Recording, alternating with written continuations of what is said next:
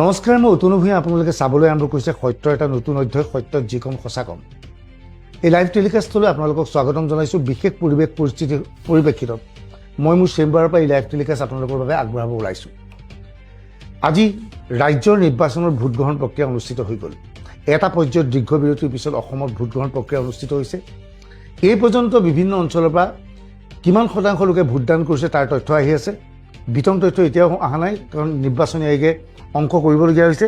কিন্তু এই পৰ্যন্ত অহাৰ তথ্য অনুসৰি প্ৰায় 84% লোকে ভোটদান কৰিছে। ইয়াৰ ৰেকৰ্ড হয়। 2021-ত 82% লোকে 82% লোকে অসমত ভোটদান কৰিছিল। এই পৰ্যন্ত 85 হৈছে। আশা কৰা হৈছে এই পৰিমাণ 90%লৈ বৃদ্ধি পাব। অৰ্থাৎ অসমত সৰ্বকালৰ ৰেকৰ্ড হ'ব। ভাল লগা খবৰ এইটোৱেই যে সাধাৰণতে ভোটদানৰ সময়ত মুছলমান অধ্যুষিত অঞ্চলত মুছলমান লোকে হিলদোল ভাঙি ভোট দিবলৈ যায়, অসমীয়া মানুহে ভোট দিবলৈ নাযায়। কিন্তু হিমন্ত বিশ্ব শৰ্মাৰ চৰকাৰে হওক, নিৰ্বাচনী আয়োগৰ ফালৰ পৰাই হওক, বাৰে বাৰে জনসাধাৰণক ভোট দিবলৈ আহ্বান জনাইছিল। আচলতে আজি অসমৰ ভোটাৰে, বিশেষকৈ অসমীয়া ভোটাৰে হিমন্ত বিশ্ব শৰ্মাক কৃতজ্ঞতা জ্ঞাপন কৰিবলৈ হিলদোল ভাঙি ভোট দিবলৈ আহিল নেকি? সমগ্ৰ দিনটোৰ এই ঘটনাৰ ওপৰত বিশ্লেষণ কৰিম। দৰ্শকক কওঁ, নিৰ্বাচনী আয়োগৰ বিধি অনুসৰি আমি 29 এপ্ৰিল পৰ্যন্ত আজিৰ ভোটগ্ৰহণৰ অপিনিয়ন পোল আনুষ্ঠানিকভাৱে প্ৰকাশ কৰিব নোৱাৰিম। কিন্তু আমি এই অনুষ্ঠানত অপিনিয়ন পোল নহয় যদিও কাৰ্যত আজি অসমত যিবোৰ ঘটনা সংঘটিত হৈছে সেইবোৰ তথ্য আপোনালোকক সদৰি কৰিম। যিবোৰ তথ্য শুনিলে আপোনালোক হতবাক হৈ পৰিব। ৰাজ্যৰ ৰাজনীতিত অভূতপূৰ্ব পৰিৱৰ্তন ঘটিছে। এই পৰিৱৰ্তন শুনি আচৰিত হ'ব। বহুতে আশা কৰিছিল যে এইবাৰ পৰিৱৰ্তন হ'ব। জুবিন গাৰ্গক লৈ সন্মুখত লৈ নিৰ্বাচন খেলিছিল বিৰোধীয়ে। বিজেপিয়ে বিভিন্ন হিতাধিকাৰী আঁচনিলৈ নিৰ্বাচন খেলিছিল। হিমন্ত বিশ্ব শৰ্মাই মাজে মাজে গো মাংসক লৈ প্ৰশ্ন উত্থাপন কৰিছিল। এনে বিতৰ্কিত পৰিস্থিতিৰ মাজত আজি আচলতে অসমৰ ভোটাৰে কাক ভোট দিলে সেই বিষয়ে বিতং কথা পাতিম। কিন্তু পুনৰ কওঁ, এই নিৰ্বাচনৰ মূল কেন্দ্ৰবিন্দু আছিল হিমন্ত বিশ্ব শৰ্মা। এই নিৰ্বাচনত যদিহে বিজেপি শোচনীয়ভাৱে পৰাস্ত হয় বা বিজেপিয়ে যদিহে চৰকাৰ গঠন কৰিব নোৱাৰে, যদিহে গৌৰৱ গগৈৰ নেতৃত্বত চৰকাৰ হয়, তেনেহ'লে সমগ্ৰ দুখ জাপি দিয়া হ'ব হিমন্ত বিশ্ব শৰ্মাৰ ওপৰত। কাৰণ one man army Himanta Biswa শৰ্মাৰ নেতৃত্বত এই যুদ্ধ চলিছিল। আৰু যদিহে এই নিৰ্বাচনত বিজেপিয়ে বা NDA অভূতপূৰ্ব ফলাফল দেখুৱায়, তেনেহ'লে গামোচা পিন্ধাব লাগিব হিমন্ত বিশ্ব শৰ্মাক। অৰ্থাৎ জিকিলেও credit goes two Himanta Biswa Sarma, হাৰিলেও দুখ যাব হিমন্ত বিশ্ব শৰ্মাক। এইবাৰ নিৰ্বাচনত হিমন্ত বিশ্ব শৰ্মাৰ পূৰ্বৰ আহিছে গানটো আকৌ বাজিছিল। সেই গানটোৰ ভিডিঅ' ABCD প্ৰডাকশ্যনৰ ফালৰ পৰা কৰা হৈছিল। নিৰ্বাচনৰ বাবে আমি সেই ভিডিঅ' আপোনালোকৰ আগত এৰি দিয়া নাছিলোঁ। নিৰ্বাচন যিহেতু শেষ হ'ল, সেই ভিডিঅ'ৰে আমাৰ অনুষ্ঠান আৰম্ভ কৰিব ওলাইছোঁ।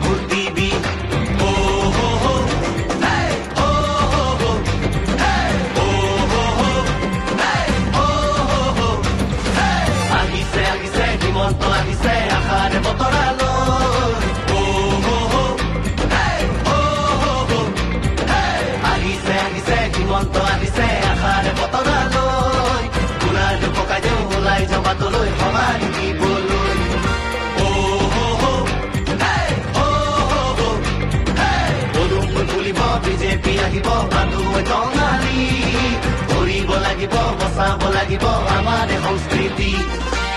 মামাক চুই আমি চালো, 5 বছৰ দেখিলো কি যে দুৰন্ত গতি।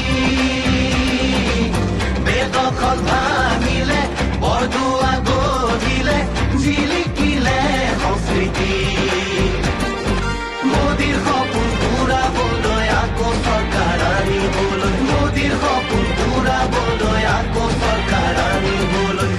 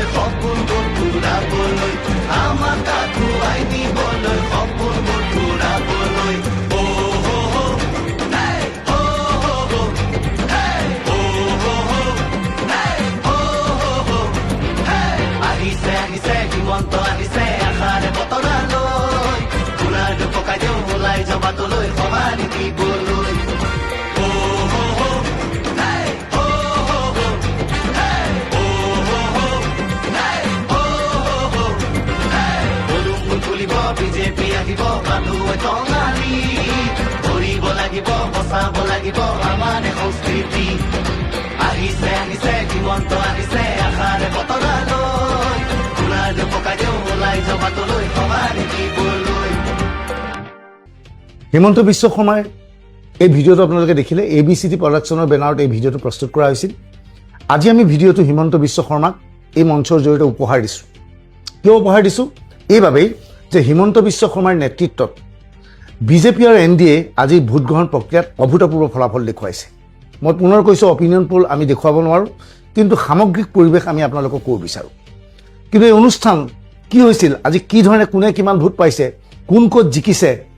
উজনি অসম নামনি অসম মধ্য অসমত ক'ত কেনেকুৱা পৰিৱেশ পৰিস্থিতিৰ সৃষ্টি হৈছে বৰাক উপত্যকাত কি হৈছে কাৰ্বি আংলং এনচিলছত কি হৈছে সেই বিষয়ে আমি বিতংভাৱে আলোচনা কৰিম কিন্তু কওঁ যে এই সমগ্ৰ ক্ৰেডিট গছটো হিমন্ত বিশ্ব শৰ্মা এইবাৰ বিজেপিয়ে ভাল ফলাফল কৰিব এনে এক ধাৰণা আমি বিভিন্ন সময়ত সামাজিক মাধ্যমত দি আছিলোঁ ইয়াৰ বাবে আমাক হিমন্ত বিশ্ব শৰ্মাৰ ভৰি চেলেকা বুলি অভিহিত কৰিছিল নিৰ্দিষ্ট কিছুমান মাওবাদী কংগ্ৰেছী লোকে আজি এই মুহূৰ্তত মোৰ বাৰে বাৰে মনত পৰিছে মোৰ মৰমৰ বন্ধু জুবিন গাৰ্গলৈ মই জুবিন গাৰ্গৰ নাম নিৰ্বাচনী বতৰত এবাৰ ল'ব খোজা নাছিলোঁ কিন্তু আজি মই জুবিন গাৰ্গৰ নাম ল'ব বিচাৰিছোঁ জুবিনক মই বহুত দিন পাইছোঁ জুবিনৰ লগত মই 100 বাৰ কথা পাতিছোঁ বিভিন্ন সময়ত কথা পাতিছোঁ গানৰ ওপৰত কথা পাতোঁ চিনেমাৰ ওপৰত কথা পাতোঁ বেলেগ বেলেগ বিষয়ৰ ওপৰত কথা পাতোঁ কিন্তু জুবিনে কেতিয়াও নিৰ্বাচনৰ ওপৰত কথা পতা নাছিল জুবিনে কেতিয়াও ৰাজনৈতিক পৰিৱেশ পৰিস্থিতিৰ ওপৰত কথা পতা নাছিল ৰাজনীতিৰ প্ৰতি জুবিন সম্পূৰ্ণ উদাসীন আছিল সেইবাবেই জুবিনে হয়তো পলিটিক্স নকৰিবা বন্ধু গীতটো লিখিছিল আজি জুবিন গাৰ্গে নিৰ্বাচনৰ আগৰে পৰা মৃত্যুৰ দিনৰ পৰা আজিলৈকে আকাশ মাৰ্গৰ পৰা জুবিনে হয়তো এক বিন্দু শুব পৰা নাই আকাশৰ পৰা চাই আছে এই দুষ্কৃতিকাৰীসকলক জুবিনক লৈ নিৰ্বাচন খেলিব ওলাইছিল বিৰোধী পক্ষই ইয়াতকৈ লাজৰ ঘটনা একো নাই এজন মৃত ব্যক্তি আমাৰ মৰমৰ বন্ধু আমাৰ মৰমৰ শিল্পী জুবিন গাৰ্গক লৈ ৰাজনীতি কৰিব বিচাৰিছিল যি জুবিন গাৰ্গৰ লগত মোৰ নলে গলে লোৱা সম্পৰ্ক আছিল মোক ইচ্ছাকৃতভাৱে জুবিন গাৰ্গৰ চৰিত্ৰ হৰণ কৰা ব্যক্তি বুলি প্ৰতিপন্ন কৰিবলৈ চেষ্টা চলালে কংগ্ৰেছ ৰাইজৰ দল আৰু জাতীয় পৰিষদৰ IT চেলে তাৰ প্ৰমাণ মোৰ লগত আছে মুকলিভাৱে আমাৰ বিৰুদ্ধাচৰণ কৰিছিল কংগ্ৰেছৰ মিডিয়া চেলৰ মুৰব্বী বেদব্ৰত বৰাই ফেচবুক লাইভ পোষ্টৰ জৰিয়তে আজি সেইবোৰ কথা মুখামুখিলৈ ক'ব বিচাৰিছোঁ এই নিৰ্বাচনত বিৰোধীয়ে ভাবিছিল যে জুবিন গাৰ্গৰ সন্মুখতো আমি নিৰ্বাচন খেলিম ৰাহুল গান্ধী অসমলৈ আহে জুবিন ক্ষেত্ৰলৈ যায় গৰিমা গাৰ্গক লগ ধৰে প্ৰিয়ংকা গান্ধীয়ে জুবিন ক্ষেত্ৰলৈ যায় বিদিশা নায়ক নামৰ হিমন্ত বিশ্ব শৰ্মাৰ বিৰুদ্ধে প্ৰতিদ্বন্দ্বিতা কৰা জালুকবাৰীৰ প্ৰতিনিধিগৰাকীয়ে কংগ্ৰেছৰ প্ৰাৰ্থীগৰাকীয়ে জুবিন গাৰ্গক জয় জুবিনদা কৈ নিৰ্বাচন খেলিবলৈ যায় মিয়াৰ মাজত নিৰ্বাচনী সভাত এইজন গৌৰৱ গগৈয়ে ছালাম আলাইকুম বুলি ঠিকেই ভাষণ দিয়ে ভাষণ আৰম্ভ কৰি চিঞৰে জয় জুবিনদা কংগ্ৰেছৰ কাৰ্যালয়ত জুবিনদাৰ আলোকচিত্ৰ জুবিন গাৰ্গৰ আলোকচিত্ৰ সামাজিক মাধ্যমত একাংশ কংগ্ৰেছী আৰু একাংশ মুছলমান লোকে এনেধৰণৰ ধাৰণা দিবলৈ চেষ্টা চলালে সমগ্ৰ অসমত জুবিনৰ ন্যায় বিচাৰিছে আৰে জুবিনৰ ন্যায় বিজেপিতকৈ কোনে দিছে জুবিন গাৰ্গৰ মৃত্যুৰ সৈতে জড়িত ব্যক্তিখনক জেলত কোনে ভৰাই থৈছে এই হিমন্ত বিশ্ব চৰকাৰে হিমন্ত বিশ্ব চৰকাৰে জুবিন গাৰ্গৰ অন্ত্যেষ্টিকা প্ৰক্ৰিয়ালৈকে যি প্ৰক্ৰিয়া হাতত লৈছিল সমগ্ৰ অসমবাসীয়ে বাহবা দিছিল কিন্তু হঠাৎ প্ৰণালীবদ্ধভাৱে লুৰিণজ্যোতি গগৈ অখিল গগৈ আৰু গৌৰৱ গগৈৰ IT চেলে একাংশ মিয়া মুছলমানক লৈ এনে এক ধাৰণা দিব বিচাৰিলে জুবিন গাৰ্গৰ হত্যাকাৰী হিমন্ত বিশ্ব শৰ্মা জুবিন গাৰ্গৰ চৰিত্ৰ হৰণকাৰী অতুল ভূঞা আৰু জুবিন গাৰ্গৰ নাম লৈ তেওঁলোকে নিৰ্বাচন খেলিলে কালি সন্ধিয়া ৰাহুল গান্ধীৰ ফেচবুক পোষ্ট দেখিলোঁ অসমৰ নিৰ্বাচনক লৈছে এটা দলৰ এজন শীৰ্ষ নেতা তেওঁ আৰম্ভণিতে কৈছে আমি নিৰ্বাচনত জিকিলে জুবিন গাৰ্গক ন্যায় দিম জুবিনৰ ন্যায় নামত নিৰ্বাচন খেলিছিল আজি অসমৰ ৰাইজে ইয়াক অগ্ৰাহ্য কৰিছে আকাশ মাৰ্গৰ পৰা স্বৰ্গৰ পৰা জুবিনে আজি বিৰোধীক অভিশাপ দিছে জুবিন গাৰ্গে অভিশাপ দি কৈছে মোক শুবলৈ ততি দিয়া নাই পলিটিক্স নকৰা মানুহজনক মোক পলিটিক্সৰ মাজলৈ লৈ আহিছ জুবিন গাৰ্গে ওপৰৰ পৰা চাই আছে জুবিন গাৰ্গৰ লগত মিউজিকত সংগতকাৰী কেইজনমান ব্যক্তিয়ে যি জুবিন গাৰ্গক কেতিয়াও সুৰাপান কৰাত বাধা প্ৰদান কৰা নাছিল সেইকেইজন ব্যক্তিয়ে আজিকালি ন্যায় লাগে বুলি কৈ কংগ্ৰেছৰ দালাল হ'ব বিচাৰিছে আজি নিৰ্বাচনত জুবিন গাৰ্গক লৈ কোনো ৰিয়েকশ্যনেই নহ'ল আচলতে জুবিন গাৰ্গৰ নাম ব্যৱহাৰ কৰা এইসকল লোকক অসমৰ ৰাইজে কেতিয়াও ক্ষমা কৰিব নালাগে 4 মে'ত যেতিয়া ফলাফল হ'ব এইবিলাক মানুহক এফালৰ পৰা চিনাক্ত কৰিব লাগে আজি ৰাতিপুৱা দেখিলোঁ এজন গুৱাহাটীৰ প্ৰখ্যাত চিকিৎসক ঘৰৰ পৰা পূজা কৰি আহিছে জুবিন গাৰ্গৰ ফটোখন আগত সেৱা কৰিছে যে জুবিনক ন্যায় লাগে অৰ্থাৎ জুবিনৰ নামত অসমৰ মানুহক আৱেগিক কৰিবলৈ চেষ্টা চলাইছে কংগ্ৰেছৰ লিফলেট বুলি প্ৰকাশিত কাকতখন যিখন দৈনিক কাকত বছৰ কি বছৰ এটাই কাম নিৰ্বাচনৰ দিনাই যিটো দলক বেয়া পায় সেই দলৰ বিৰুদ্ধে বেয়া বেয়া ফটো লগায় সেই কাকতখন আজি জুবিন গাৰ্গক সন্মুখত লৈ হেডলাইন দি মানুহৰ মাজত ধাৰণা দিবলৈ চেষ্টা চলাইছিল জুবিনক ভাবি ভোট দিয়ক ফেচবুকত বহুতে পোষ্ট দিছে আজি 9 তাৰিখ আজি জুবিন গাৰ্গৰ দিন জুবিনক ভাবি ভোট দিয়ক জুবিনক ন্যায় লাগে আৰে জুবিনক ন্যায় লাগে বুলি কৈ নিৰ্বাচন খেলিব ওলাইছে ফেচবুকত এই ৰাজনীতি চলিছিল কংগ্ৰেছ লুৰিণজ্যোতি গগৈ অখিল গগৈ ৰাজনীতি কৰিছিল কিন্তু অসমৰ ৰাজনীতি ৰাইজে এই ৰাজনীতি সম্পূৰ্ণৰূপে অগ্ৰাহ্য কৰিছে আমাৰ হাতত খবৰ আহিছে এই নিৰ্বাচনত 3জন গগৈ গৌৰৱ গগৈ লুৰিণজ্যোতি গগৈ আৰু অখিল গগৈ জিকাটো অসম্ভৱ মই কৈছোঁ এয়া অপিনিয়ন পুল নহয় আমাৰ তাত যি খবৰ আহিছে কিয় তেওঁলোক জিকাটো অসম্ভৱ সেয়াও ক'ব বিচাৰিছোঁ এই 3জনে কথাই প্ৰতি জুবিন দা নাম কৈছিল লুৰিণজ্যোতি গগৈয়ে ভিডিঅ' দিয়ে বেকগ্ৰাউণ্ডত জুবিনৰ গান কংগ্ৰেছৰ ফেচবুক তেওঁলোকৰ যি পোষ্ট ফেচবুকৰ পেজ সন্মুখত সোনিয়া গান্ধীৰ ফটো নাই ৰাজীৱ গান্ধীৰ ফটো নাই আছে জুবিন গাৰ্গৰ ফটো অখিল গগৈ যি মিয়াৰ মাজত ঘূৰি ফুৰে কথাই প্ৰতি জয় জুবিন দা 6 মাহৰ ভিতৰত জুবিনৰ হত্যাকাৰীক ন্যায় দিব অসমৰ ৰাইজে বান্দৰামি দেখিলে আজি অসমৰ ৰাইজে ইয়াৰ উত্তৰ দিলে মই কৈছোঁ গৌৰৱ গগৈ আজি নিৰ্বাচন জিকিব নোৱাৰে জিকাটো অসম্ভৱ যোৰহাটৰ মানুহ ইমান বুৰ্বক নহয় যোৰহাটৰ মানুহে ভালকৈ জানে যে গৌৰৱ গগৈক এই নিৰ্বাচনত যদি আমি জিকাওঁ চৰকাৰ বিজেপিৰে হ'ব বিজেপি যদি চৰকাৰ হয় গৌৰৱ গগৈ বিৰোধীৰ আসনত অসমত বহিব লাগিব বিৰোধীৰ আসনত বহিলে হিমন্ত পীযুষ হাজৰিকা আদিৰ অকথ্য গালিকাজত তেওঁ থাকিব নোৱাৰিব যোৰহাটবাসীয়ে গৌৰৱ গগৈক অগ্ৰাহ্য কৰিছে লোকসভাৰ নিৰ্বাচন খেলি সাংসদ হোৱাৰ সময়ত যোৰহাটবাসীয়ে তেওঁৰ পৰা বহুত আশা কৰিছিল কিন্তু সাংসদ হোৱাৰ পিছত গৌৰৱ গগৈ যোৰহাটবাসীয়ে দেখা নাপালে গৌৰৱ গগৈ পাকিস্তানৰ ইছ্যুটোক লৈ অসমীয়াৰ হৃদয়ত সোমাইছিল ফেচবুকত একাংশই হিমন্ত বিশ্ব শৰ্মাক ঠাট্টা মস্কৰা কৰিছিল কংগ্ৰেছৰ লিফলেট টেলিভিছন চেনেলে হিমন্ত বিশ্ব শৰ্মাক কুকুৰ মেকুৰী গালি পাৰিছিল কিন্তু অসমবাসীৰ দুখ লাগিছিল যে হিমন্ত বিশ্বই সঁচা কথা কৈছে ইহঁতে হিমন্ত বিশ্ব শৰ্মাৰ পিছত কিয় লাগিছে গতিকে আজি আমি হিমন্ত বিশ্ব শৰ্মাৰ পক্ষত থিয় দিম সেই বুলি ভাবি গৌৰৱ গগৈ ঘৰুৱাবলৈ যোৰহাটবাসী আজি একত্ৰিত হৈছিল যোৰহাটৰ ব্যৱসায়িক প্ৰতিষ্ঠান বা ব্যৱসায়িক মহলৰ পৰা গৌৰৱ গগৈয়ে ভোট পোৱা নাই ইয়ং জেনেৰেশ্যনৰ পৰা ভোট পোৱা নাই মহিলাৰ পৰা যিধৰণে ভোট পাব লাগিছিল পোৱা নাই একাংশ মিডল ক্লাছ মধ্যবিত্তৰ ভোট পাইছে গৌৰৱ গগৈ কিন্তু সেই ভোটৰে গৌৰৱ গগৈ জিকিব নোৱাৰে অপিনিয়ন পুল কি হয় পিছৰ কথা আমাৰ দৃঢ় বিশ্বাস গৌৰৱ গগৈ হাৰিব আমাৰ এই ভিডিঅ' ৰেকৰ্ডিং কৰি থাকোঁ ফেচবুকত থাকিব ইউটিউবত থাকিব আমি প্ৰয়োজন সাপেক্ষে ইনষ্টাগ্ৰামতো দিবলৈ চেষ্টা চলাম পৰৱৰ্তী সময়ত 4 মে তাৰিখে এই পোষ্ট আপোনালোকে চাই ল'ব অখিল গগৈ শিৱসাগৰ বাসীয়ে আজি 2 বছৰ 3 বছৰ পৰা ৰৈ আছিল এই অখিল গগৈক শাস্তি দিবলৈ কেৱল নাটক বিধানসভাৰ মজিয়াত শিৱসাগৰৰ কথা নকয় চেঙাৰ কথা কয় মিয়া মহিলাক বুকুত সাৱটি ধৰে চুমাপতি নাম লয়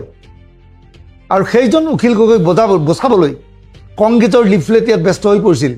কংগ্ৰেছৰ লিফলেট নামৰ কাকতখনত প্ৰথম পৃষ্ঠাত ডাঙৰ হেডলাইন দিছিল অখিলৰ প্ৰতিদ্বন্দ্বী কুশল দৌৰী হত্যাকাৰী কুশল দৌৰী আলফা সদস্য আছিল সেই কথা শিৱসাগৰবাসীয়ে জানে কুশল দৌৰীয়ে জয়ন্ত হাজৰিকাৰ নামত এটা সময়ত অত্যাচাৰ কৰিছিল সেই কথা শিৱসাগৰবাসীয়ে জানে কিন্তু কুশল দৌৰী দুবাৰকৈ বিধায়ক হৈছিল সেই কথা কংগ্ৰেছৰ লিফলেট বুলি পৰিচিত কাকতখনে নাজানে এনেকুৱা পৰিস্থিতিৰ সৃষ্টি হ'ল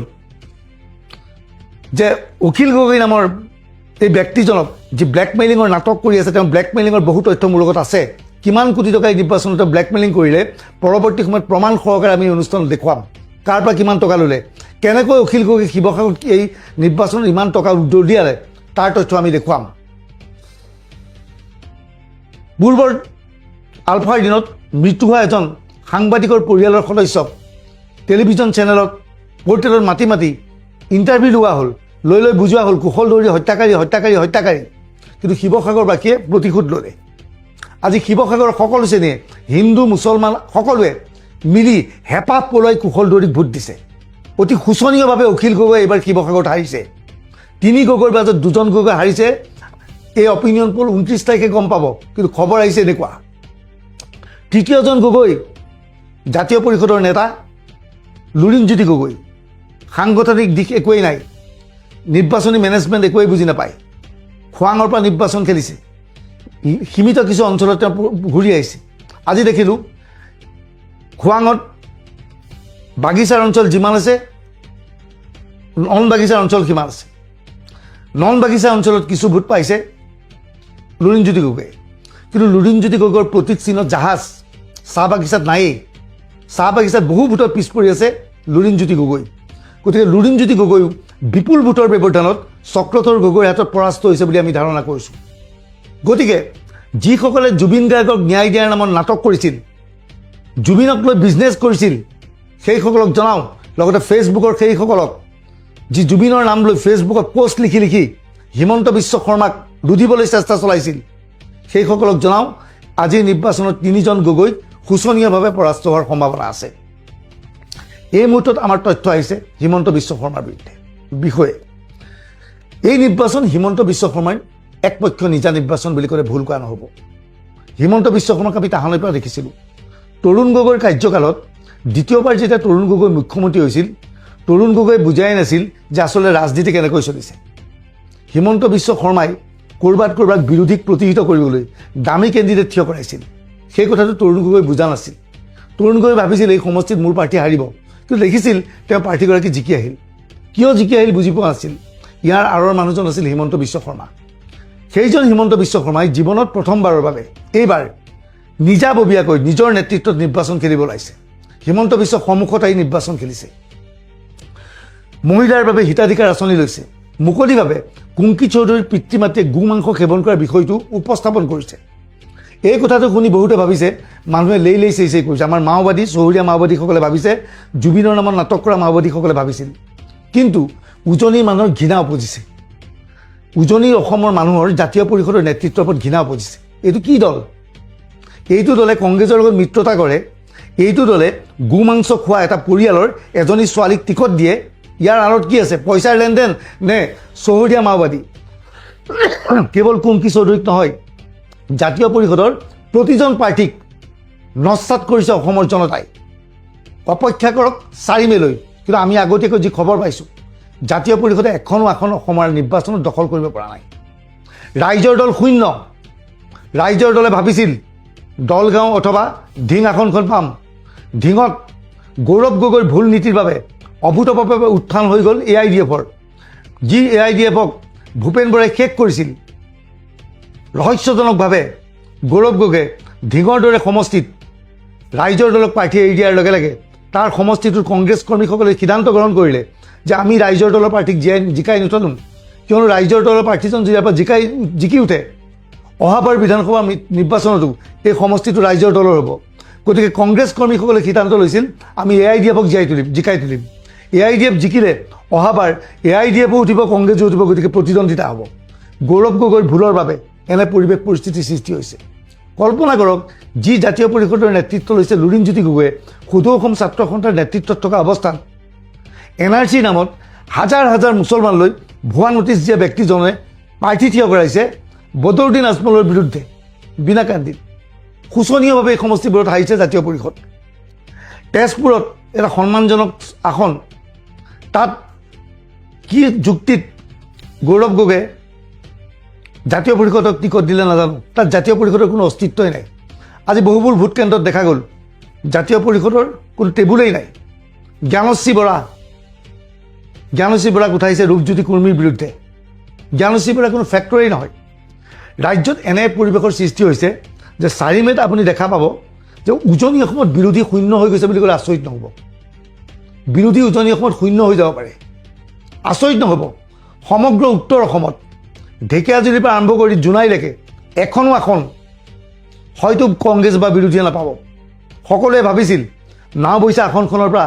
কংগ্ৰেছৰ প্ৰাৰ্থী জ্যোতিপ্ৰকাশ দাস উঠিব তাত AGPৰ বসন্ত দাস আছে কিন্তু অভূতপূৰ্ব ঘটনা সংঘটিত হৈছে 90% লোকে আজি ভোটদান কৰিবলৈ আহিছে আচলতে হিমন্ত বিশ্ব শৰ্মাক বাৰে বাৰে একাংশ সংবাদ মাধ্যম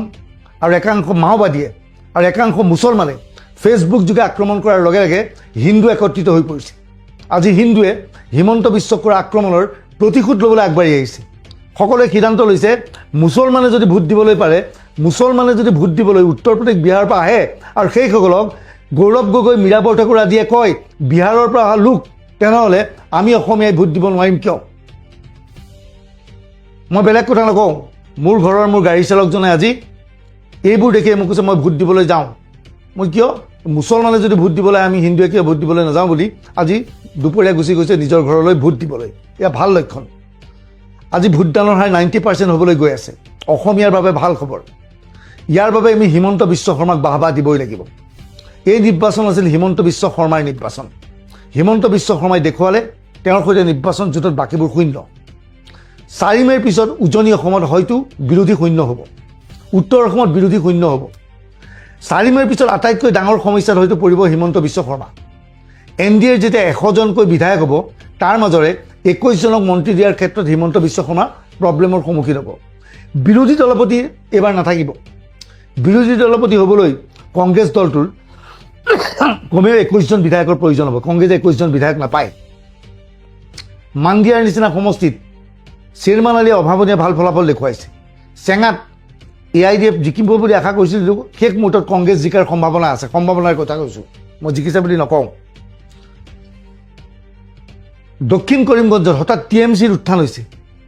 আচৰিত নহ'ব, এই নিৰ্বাচনত TMCয়ে 2খন আসন পাব পাৰে, AIDFে 5-6খন আসন পাব পাৰে, কংগ্ৰেছ 15খন 16খন আসনত সীমাবদ্ধ থাকিব পাৰে, জাতীয় পৰিষদ আৰু ৰাইজৰ দলে 0খন আসন ল'ব পাৰে। এয়া 3 গগৈৰ কথা কৈ ৰাজনীতি কৰিছিল। আজি 3 গগৈক অসমবাসীয়ে শিক্ষা দিছে। অসমবাসীয়ে ভুল নাযায়, তেওঁলোকৰ ৰাজনীতি গম পাইছে। আজি এই নিৰ্বাচনী ফলাফলৰ প্ৰভাৱ সুদূৰ প্ৰসাৰী হ'ব। এতিয়া হিমন্ত বিশ্ব শৰ্মাই শত্ৰু চিনি পাইছে। সেই শত্ৰু চিনি পাইছে বাবেই নিৰ্বাচনী ফলাফল এনেধৰণৰ হ'ব বুলি হয়তো গম পায় মুকলিভাৱে হিমন্ত বিশ্ব শৰ্মাই দুটাকৈ সংবাদ মাধ্যমক হেঁপাহ পলুৱাই গালি পাৰিছিল। আচলতে এনে ফলাফল আহিব বুলি তেওঁ আগতীয়াকৈ গম পাইছিল, যিহেতু বঁটা আছিল হিমন্ত বিশ্বৰ সপক্ষে। নিৰ্বাচনী বিশ্লেষক হিচাপে আমি এই বঁটা গম পাইছিলোঁ। আমি এই কথা লিখাৰ বাবে আমাক ঠাট্টা মস্কৰা কৰিছিল। ডক্টৰ হীৰেণ গোহাঁইৰ দৰে ব্যক্তিয়ে 170জন ব্যক্তিক ডেগুৰত লগাই লৈ এপিল কৰিছিল কংগ্ৰেছক ভোট দিবলৈ। ক'ত গ'ল হীৰেণ গোহাঁই? এইখন কংগ্ৰেছৰ লিফলেটখন ক'লৈ গ'ল? কংগ্ৰেছৰ লিফলেটে খুব লিখিছিল কংগ্ৰেছ আহিব, কংগ্ৰেছ আহিব। কংগ্ৰেছৰ লিফলেটে লিখিছিল উজনি অসমত অস্তিত্ব নাইকিয়া হৈ গৈছে, বিজেপিৰ বিসম্বাদ হৈছে, প্ৰদ্যুৎ বৰদলৈ হাৰিব বুলি কৈছিল। বেপাৰ খুব ধুনীয়া ভোটত প্ৰদ্যুৎ বৰদলৈ জিকি যাব এই সমষ্টিৰ পৰা, দিছপুৰ সমষ্টিৰ পৰা। শেহতীয়া খবৰ মতে কোনো ক্ষেত্ৰতে কুংকি চৌধুৰী জিকিব নোৱাৰে। শেহতীয়া তথ্য যিবোৰ আহিছে, এয়া অপিনিয়ন পোল নহয়। অপিনিয়ন পোল হোৱাহেঁতেন মই বিতংভাৱে কোন কিয় হাৰিব তাৰ তথ্য সদৰি কৰিব পাৰিলোঁ হয়। কিন্তু সামগ্ৰিকভাৱে আমি যিবোৰ তথ্য পাইছোঁ সেই তথ্য আমি অৱগত কৰিছোঁ। অনুষ্ঠানৰ পৰা বিদায় ল'ম, কিন্তু বিদায় লোৱাৰ আগতে হিমন্ত বিশ্ব শৰ্মাৰ ওপৰত যিটো গান আহিছে হিমন্ত আহিছে, যিটো গীত, সেই গীতটোৰ ভিডিঅ' আপোনালোকক দেখুৱাম। কিন্তু আপোনালোকক কৈছোঁ এই ভিডিঅ' মন দি শুনক। ইয়াৰ প্ৰতিটো কথা মনত ৰাখিব, পাৰিলে নোট কৰি ৰাখিব, ভিডিঅ'টো ছেভ কৰি ৰাখিব। 4 মে'ত যেতিয়া ফলাফল হ'ব তেতিয়া চাব অতনু ভূঞাই শুদ্ধ কৈছিল নে অশুদ্ধ কৈছিল। অনুষ্ঠানৰ পৰা বিদায় লওঁ, আহক হিমন্ত বিশ্ব শৰ্মাৰ আহিছে গীতটো শুনি অনুষ্ঠানৰ পৰা বিদায় লওঁ।